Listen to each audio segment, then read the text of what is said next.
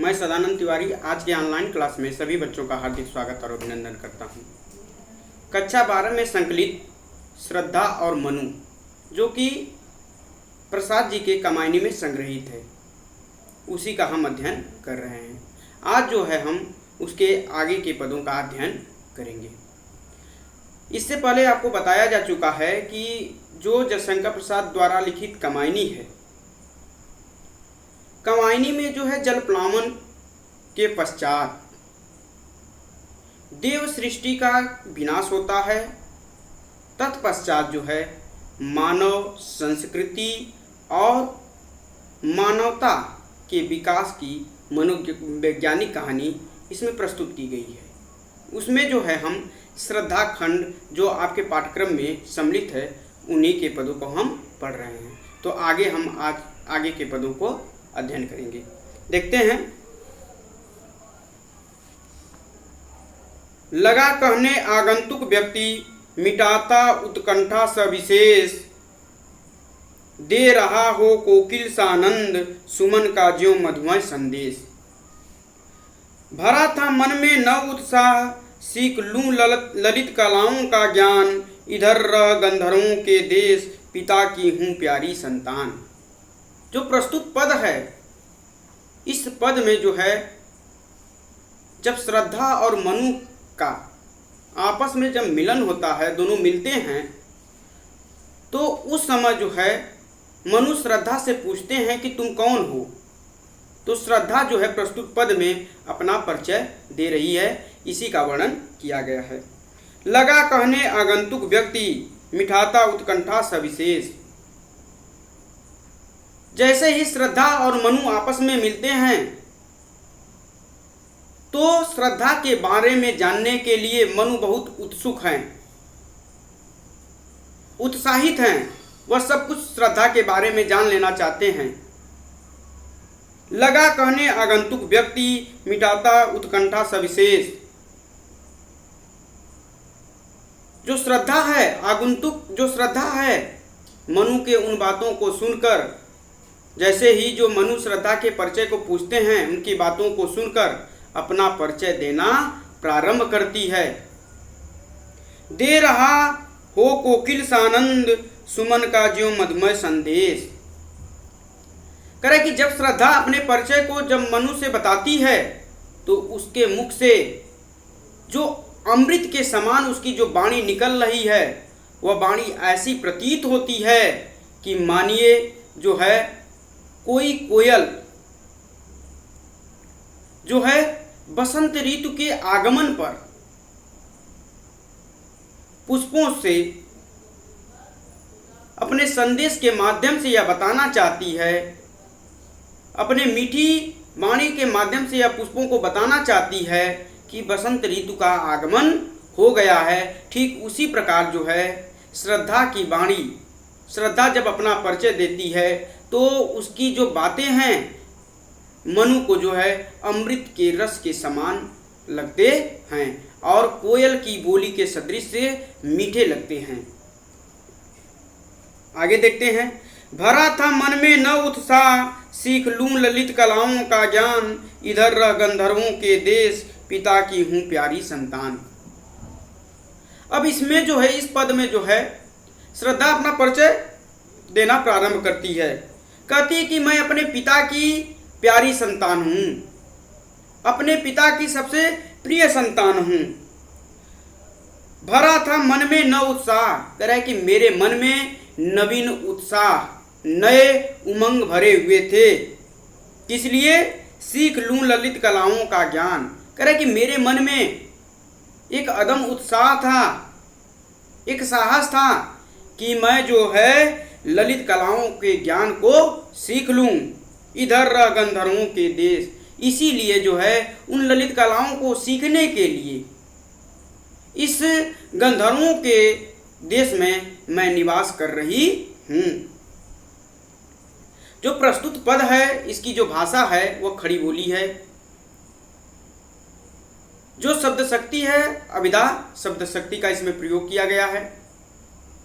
रस जो है प्रस्तुत पद में उत्प्रेक्षा, रूपक और अनुप्रास अलंकार है। रस जो है श्रृंगार रस का वर्णन किया गया है। आगे देखते हैं अगले पद को। दृष्टि जब जाती हिमगिरि ओर, प्रश्न करता मन अधिक अधीर, धरा की यह सिकुड़न भयभीत, आ कैसी है क्या है पीर।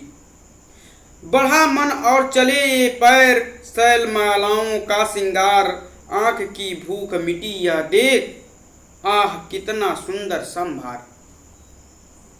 प्रस्तुत जो पद है इसमें जो है श्रद्धा अपने जो है यहाँ पर आने के उद्देश्य को व्याख्यायित की है, बताती है। और जो यह प्रकृति का सौंदर्य है, जिस हिमालय पर वह निवास कर रही है, उसके सौंदर्य का भी वर्णन इस पंक्ति में की गई है। देखते हैं इसकी व्याख्या को। दृष्टि जब जाती हिमगिरि ओर, प्रश्न करता मन अधिक अधीर। श्रद्धा जो है मनुष्य कहती है कि मेरी जब भी मेरी दृष्टि इस हिमालय की तरफ जाती है या इस बर्फ के बने हिमालय की तरफ जाती है, तो मेरा मन बड़े व्याकुलता के साथ, बड़ा अधीर होकर हमेशा एक प्रश्न करता है। उसी प्रश्न के उत्तर को पाने के लिए जो है मैं जो है इस हिमालय की तरफ चली आई हूं। धरा की यह सिकुड़न भयभीत, आह कैसी है क्या है पीर। आगे जो है श्रद्धा कहती है कि जितने दूर में यह हिमालय विस्तृत है, पड़ा हुआ है, अर्थात धरती के जितने भी भूभाग पर यह हिमालय पड़ा हुआ है, इसे देखकर ऐसा प्रतीत होता है कि धरती जो है, उतनी दूर की धरती जो है सिकुड़ कर जो है इस पर्वतमालाओं का निर्माण कर दिया है। और इन्हें देखने से, इसके सिकुड़न को, इस धरती के सिकुड़न को देखने से मेरा मन भयभीत हो रहा है।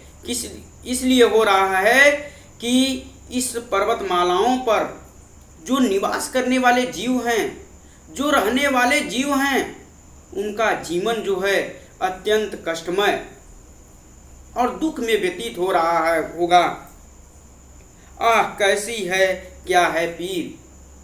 आगे जो श्रद्धा कहती है कि यहाँ पर निवास करने वाले लोगों का, जो इस हिमालय के पर्वत श्रृंखला पर रहते हैं, उनका आह कैसी है। और यहाँ पर जितने भी जीव जंतु निवास कर रहे हैं, उनका दुख कैसा है।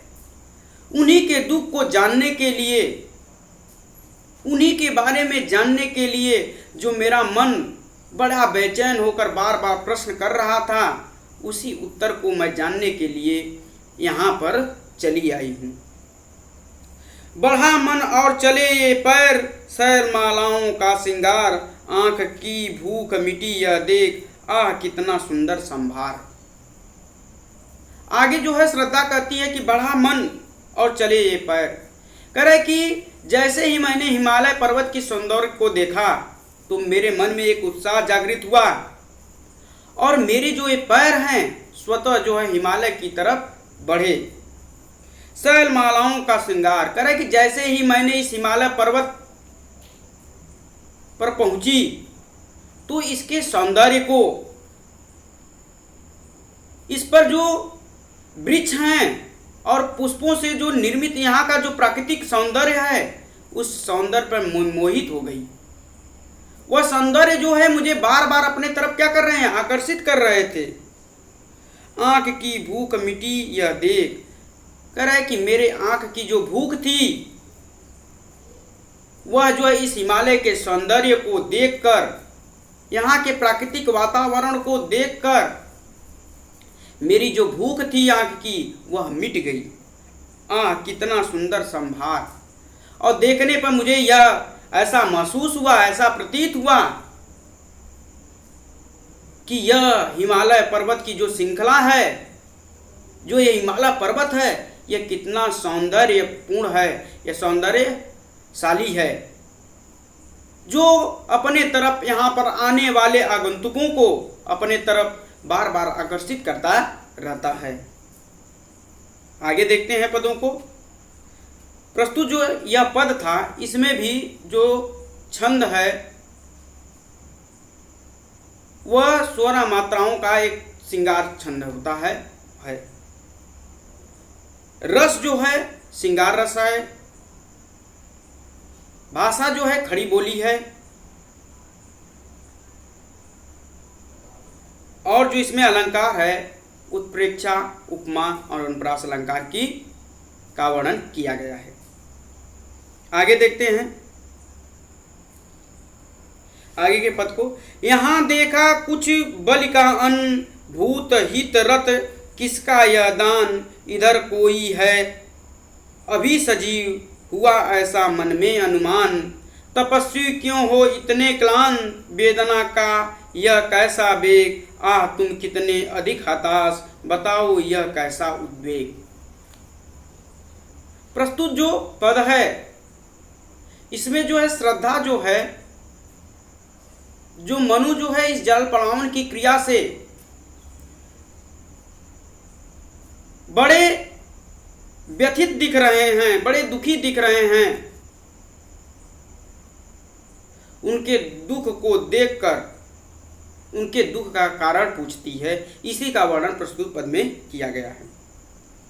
यहाँ देखा कुछ बलि का अन्न, श्रद्धा मनु से कहती है कि जैसे ही मैं इस पर्वत श्रृंखला की तरफ आगे बढ़ी तो मुझे कुछ बलि के अन्न, बलि का अन्न वह होता है जो यहाँ पर निवास करने वाला जो व्यक्ति होता है वह अपने खाने वाले भोजन में से कुछ भोजन निकालकर वहाँ के जीव जंतुओं को खाने के लिए निकाल देता है, उसी को हम बलि का अन्न कहते हैं। भूत हित रत किसका यह दान, भूत हित रत यानी कि दूसरों के हित के लिए दिया गया जो दान होता है। यहाँ देखा कुछ बलि का अन्न, भूत हित रत यह किसका दान। श्रद्धा जो है मनु से कहती है कि जैसे ही मैंने इस हिमालय की चोटी पर पहुंची तो मैंने देखा कि कुछ अन्न के टुकड़े जो है इधर उधर फैले हुए थे। उन अन्न के टुकड़ों को देखकर मैं ऐसा अनुमान लगा ली कि यहाँ पर जरूर कोई न कोई व्यक्ति अवश्य निवास कर रहा है, क्योंकि यह अन्न को देखने से ऐसा प्रतीत हुआ कि कोई यहाँ पर निवास करने वाला व्यक्ति जीवों पर दया करके अपने खाने वाले भोजन से जो भोजन निकाला जाता है उसको निकाल कर रखा है। इधर कोई अभी सजीव, हुआ ऐसा मन में अनुमान। करा कि जैसे ही मैंने उस अन्न को देखा, बलि के अन्न को देखा, उसे देखते ही मेरे मन में एक अनुमान हुआ कि निश्चित रूप से यहाँ पर कोई सजीव व्यक्ति अर्थात कोई व्यक्ति जो है यहाँ पर निवास करता है। उसी व्यक्ति से मिलने की उत्कंठा लेकर मैं इधर चली आई। तपस्वी क्यों हो इतने क्लान, वेदना का यह कैसा वेग, आ तुम कितने हताश, अधिक हताश, बताओ यह कैसा उद्वेग। जब श्रद्धा मनु के पास जाती है और मनु से मिलती है तो मनु से कहती है कि हे तपस्वी, तुम इतने दुखी क्यों हो, इतने उदास क्यों हो, वेदना का यह कैसा वेग। करे कि तुम्हारे जो यह मन में, तुम्हारा जो मन है इतना वेदना यानी पीड़ा से क्यों भरा हुआ है। आह तुम कितने अधिक हताश। करे कि तुम्हें देखने से ऐसा प्रतीत हो रहा है कि तुम जो है अपने जीवन से हताश और निराश हो चुके हो। बताओ यह कैसा उद्वेग। हे तपस्वी, तुम अपने इस उदासी के कारण को मुझे बताओ कि तुम इतने उदास और हताश क्यों हो, क्या कारण है कि तुम यहाँ पर निराश बैठे हुए हो। आगे देखते हैं। दुख की पिछली रजनी बीच विकसता सुख का नवल प्रभात, एक पर्दा या झीना नील छिपाए हैं जिसमें सुख गात। जिसे तुम समझे हो अभिशाप जगत के ज्वालाओं का मूल, ईश का वह रहस्य वरदान कभी मत इसको जाओ भूल। प्रस्तुत जो पद है इसमें जो है मनु की निराशा को, मनु के दुख को, वेदना को देखकर जो है श्रद्धा उन्हें जीवन के प्रति, जीने के प्रति जो है एक उत्साह भरती है, उसी का वर्णन प्रस्तुत पद में किया गया है। दुख की पिछली रजनी बीच विकसता सुख का नवल प्रभात। श्रद्धा कहती है कि जिस प्रकार अंधेरी रात और प्रभात के बीच एक झीना सा पर्दा जो है अंधेरा का पड़ा रहता है, जैसे ही प्रकाश आता है यानी सुबह होती है, उस जो है झीने से अंधकार के पर्दे को क्या करती है, हटा देती है और अंधकार के जगह क्या हो जाता है, प्रकाश हो जाता है। ठीक उसी प्रकार दुख और सुख ये दोनों मन के विकल्प होते हैं। दुख के बाद सुख और सुख के बाद दुख आना, यह जो है प्रकृति का नैसर्गिक गुण है। जब तक मनुष्य के जीवन में दुख नहीं आएगा तब तक वह सुख की अनुभूति नहीं कर सकता, और जब तक सुख नहीं आएगा तब तक वह दुख की अनुभूति नहीं कर सकता। तो हे मनु, जो यह तुम्हारे जीवन में यह दुख आया है, इन दोनों दुख और सुख के बीच एक झीना सा पर्दा है। वह जो दुख का झीना सा पर्दा है वह बहुत अधिक दिनों के लिए नहीं होता है, वह जल्दी ही जो है दुख का पर्दा हट जाएगा और जो है तुम्हें सुख प्रदान होगा, यानी तुम्हें सुख मिलेगा। यह झीना पर्दा, यह झीना नील छिपाए हैं जिसमें सुख के गार। कह रहे तपस्वी, इसलिए तुम उदास मत रहो, यह जो दुख तुम्हारे पर पड़ा है यह अधिक दिनों के लिए नहीं है। कह रहा कि जैसे रात के बाद क्या होती है, सुबह होता है,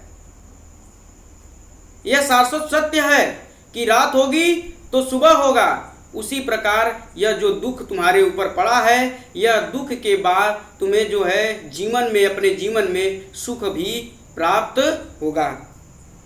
जिसे तुम समझे हो अभिशाप जगत के ज्वालाओं का मूल। श्रद्धा आगे कहती है कि जिस दुख को तुम अभिशाप समझते हो